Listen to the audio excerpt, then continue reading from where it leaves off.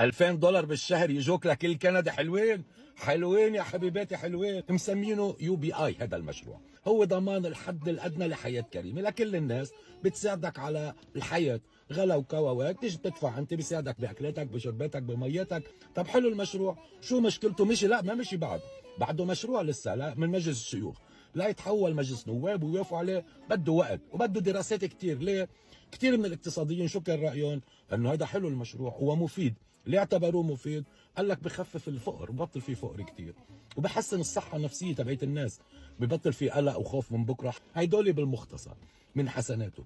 طب شو سلبياته راي اقتصاديين تانيين؟ قال لك هذا مجزره، هذا حيخليك تقعد بالبيت بطل تشتغل. طقس مثل اليوم ناقص 20 حتقوم تروح على الشغل، حتقول جايين السبوبه هينا قاعدين. قال لك اكيد بيعمل تضخم بالبلد.